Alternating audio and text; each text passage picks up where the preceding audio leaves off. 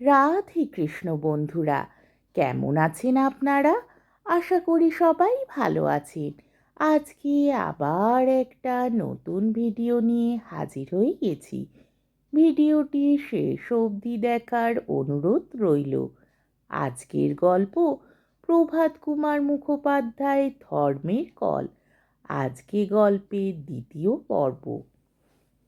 বিশ্বনাথ বিশ্বের অল্প লোকেরই প্রার্থনায় কর্ণপাত করিয়া থাকেন।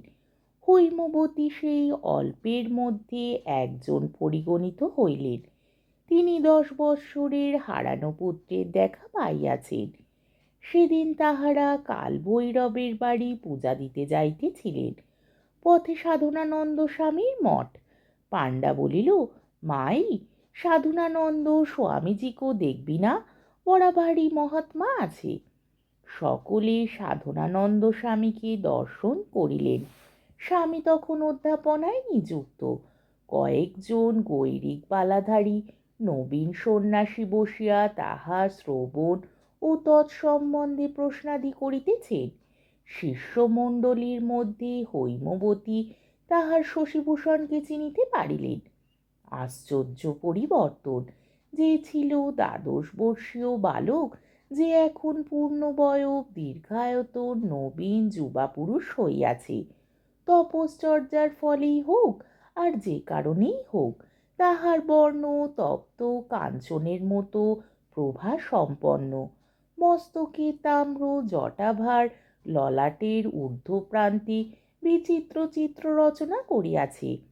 তাহাকে পাইয়া তাহার পিতামাতা যে আকাশের চাঁদ হাতে পাইলেন তাহা বলাই বাহুল্য।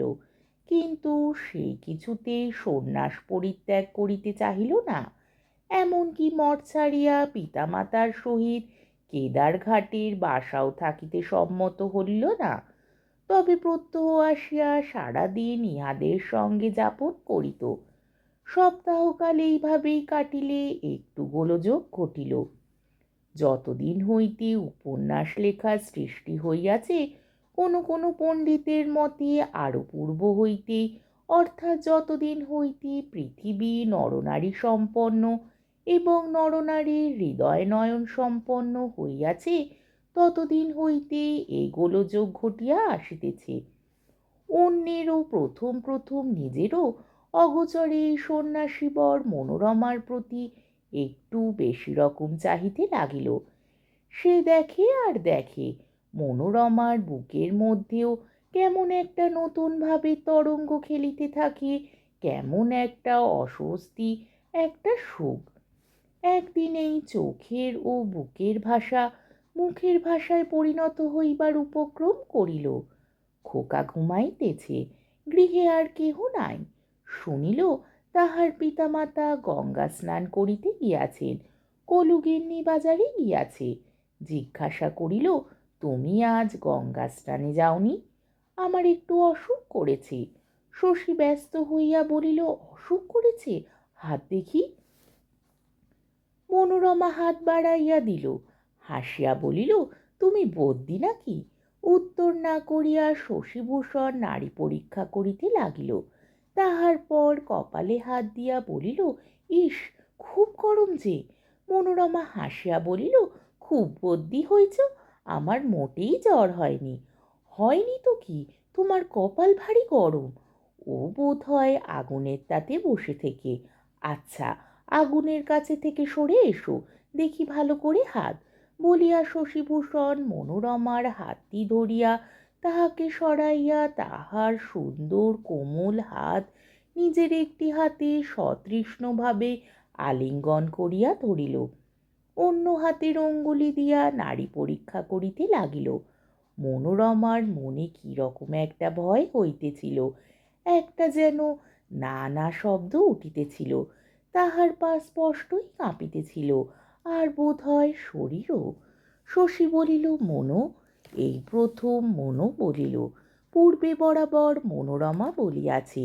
মনোরমা বলিল, কি? ভারী আশ্চর্য! চুপি চুপি কি বলিবার এমন কি প্রয়োজন ছিল? বোধ হয় হৃদয় যন্ত্রের অভ্যন্তরে রক্তটা একটু বিশেষভাবে সঞ্চালিত হইতে থাকিবে। কথার স্বরটা ভারী নামিয়া যায়। কিছুক্ষণ কাটিল, আর কোনো কথা হইল না।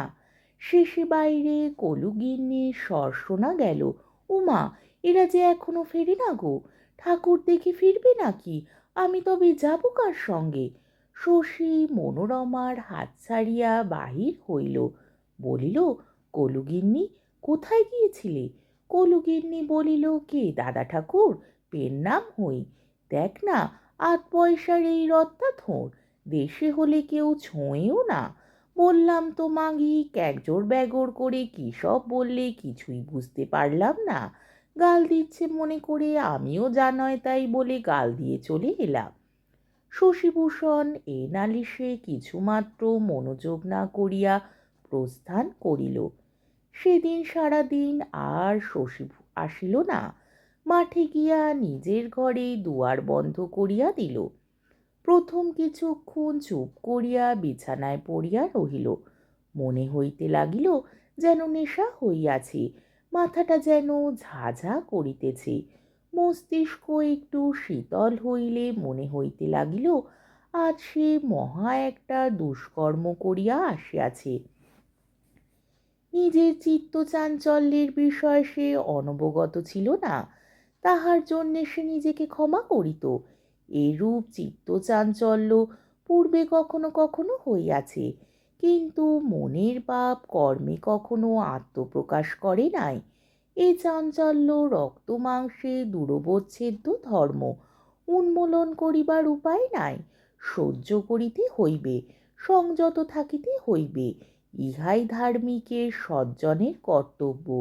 কিন্তু অদ্য প্রভাতে সেই সংযম তাহার কোথায় গেল? আর সে কি করিয়া বসিল?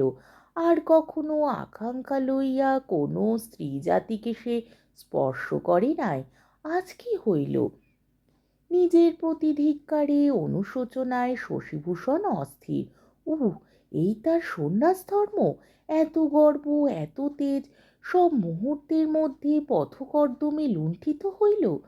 পুরাণ স্মরণ করিল, অপ্সরা পাঠাইয়া দেবতাগণ মুনিগণের তপভঙ্গ করিবার চেষ্টা করিতেন, চিৎশক্তির পরীক্ষা লইতেন। সে কত কঠিন পরীক্ষা! তাহার তুলনায় এ কি? কিছুই নয়, পরীক্ষাই নয়। তবু তো তাহার এই লজ্জাকর পরাজয়। ক্রমে মনে হইল মুনিগণের শত শত বর্ষের সাধনা সে তো পরশু জন্মগ্রহণ করিয়াছে মাত্র। আর 10 বৎসর সে যাহা করিয়াছে তাহা তো তপস্যা নহে। খান কতক ব্যাকরণ পড়িয়াছে, কাব্য পড়িয়াছে, দর্শনের সূত্র মুখস্থ করিয়াছে, শ্রুতির ভাষ্য নকল করিয়াছে মাত্র। একটু একটু করিয়া তাহার মনে সান্ত্বনার আলো ক্রমে পড়িতে লাগিল। ভাবিল, মরি, মুনিগণই বা কি চিৎশক্তির পরিচয় দিয়েছেন, অধিকাংশই তো পরাজিত। পুরাণের আরও অনেক কথা মনে পড়িল, তাহাতে আত্মসান্ত্বনার পথ আরও পরিষ্কৃত হইতে লাগিল। তখন চিন্তা করিল, এই ভ্রম মনে পোষণ করা কেন? সে তো সন্ন্যাসী নহে। বিদ্যা শিক্ষার জন্য এতদিন ব্রহ্মচর্য ব্রত পালন করিতেছিলেন মাত্র। তাহার পিতামাতার সপ্তাহব্যাপী করুণোক্তিগুলি ক্রমে ক্রমে মনে পড়িতে লাগিল। আমার আর কেউ নেই বাবা, বাড়ি চল, আমার ঘর অন্ধকার, আমার চোখের মণি তুমি, বিয়ে করো, বিয়ে করো, বিয়ে করে সংসারী হও। ধরো যদি সে বিবাহই করে, যদি সে সংসারী হয়, তা হইলে কি হয়? কি ভয়ানক! তাহা কখনো হয়? গুরু সাধনানন্দ বলিবেন কি? সহাধ্যায় বৃন্দ, বালগোপাল, করুণানন্দ, মাধব উপাধ্যায়, সীতাপতি বলিবে কি? তখন ভাবিল, কি আশ্চর্য! কে কি বলিবে না বলিবে তাহাই ভাবিয়া আমি নিজের কর্তব্য স্থির করিব। কি বলিবে? যা ইচ্ছা বলুক, যত পারে হাসুক, যত ছিলাম খুশি গাঁজা ভস্য করুক, আমার তাহাতে কি আসিয়া যাইবে? নিজের ভবিষ্যৎ জীবন কল্পনা করিতে চেষ্টা করিল। এ চুল নাই, গৈরিক বসন নাই, দেশে গিয়াছে, বিবাহ করিয়াছে, ঘরে বধূ। দেখি কেমন বধূ! মনোরমা? ছি, মনোরমা নহে, আর কেহ। কিন্তু মন মানিল না। বালকের হাত হইতে একটি খেলনা কাড়িয়া লইয়া সেটি লুকাইয়া অন্য শত শত খেলনা তাহার হাতে দিলেও সে যেমন আছড়াইয়া ফেলে, শশীভূষণের প্রণয় শিশুও সেই রূপ মনোরমা ভিন্ন অন্য কোনো দেবী নারী বা কিন্নরীকে বধূত্বে গ্রহণ করিতে চাহিল না। তখন হঠাৎ 1 বৎসরের পুরাতন একটা ঘটনার কথা মনে হইল। 1 বৎসর পূর্বে বিদ্যাসাগর মহাশয়ের এক শিষ্য বিধবা বিবাহের শাস্ত্রীয়তা বিচার করিতে কাশী আসিয়াছিলেন। কাশীর পণ্ডিত সমাজে সে কি উত্তেজনা তখন জ্বলিয়া উঠিয়াছিল। লোকে সে পণ্ডিতকে কত না বিদ্রূপ করিয়াছিল, কত না কঠিন কথা বলিয়াছিল। একজন প্রস্তাব করিয়াছিল, ইহার টিকি কাটিয়া আঠা দিয়া পশ্চাৎভাগে জুড়িয়া লেজ বানাইয়া দাও। সেই পণ্ডিতের যুক্তিতর্ক শশী মনে মনে আলোচনা করিতে লাগিল। জানলা খুলিয়া ঘরে আলো আনিয়া নিজের পুঁথিপত্র পড়িল। মনু, যাজ্ঞবল্ক্য, পরাশর, রঘুনন্দন পাতা উল্টাইয়া বিসংবাদে শ্লোকগুলি পড়িতে লাগিল। তাহার টিকাভাষ্য পড়িল। স্বার্থের নতুন আলোকে সকল শ্লোকের অনুকূল অর্থই উপলব্ধি করিল। বিধবা বিবাহের আইন লইয়া বঙ্গদেশে কি প্রকার আন্দোলন হইয়াছিল সে জানিত না। সে ছিল কাশীতে। কাশীর পাণ্ডাগণ বিরোধ উত্থাপন করিলেন বটে, কিন্তু 2-1 মত দিয়াছিলেন। বঙ্গদেশের উদ্যোগে আইন পাশ হইল বলিয়া কাশীর পণ্ডিতগণ তাবৎ বাঙালিকে খ্রিস্টান বলিয়া নিন্দা করিয়াছিলেন। সুতরাং শশীভূষণ সিদ্ধান্ত করিল, বাঙালির চক্ষে এটি আর নিন্দনীয় নহে। সন্ধ্যার পূর্বে স্থির করিল, মনোরমাকে যথাশাস্ত্র বিবাহ করিবে। এই সকল শাস্ত্র দেখাইয়া যুক্তি দেখাইয়া উভয়ের পিতামাতাকে সমতে আনায়ন করিবে। হায় বালক! যখন বাহির হইল তখন বিশ্বেশ্বরের আরতির ঘণ্টা বাজিতেছে। দলে দলে লোক মন্দিরাভিমুখে ছুটিয়াছে। কি সুন্দর সুগম্ভীর দৃশ্য! সহস্র কণ্ঠোচ্চারিত মন্ত্রময় বন্দনা গান। আজকের পর্বটি এইখানেই শেষ হলো।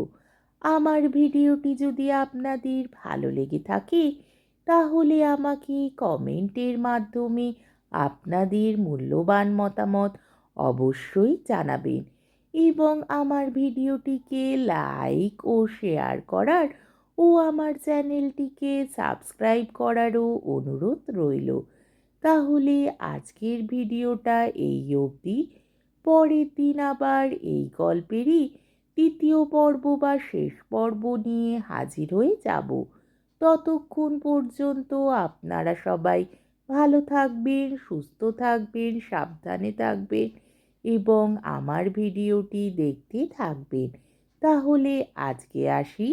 রাধে কৃষ্ণ।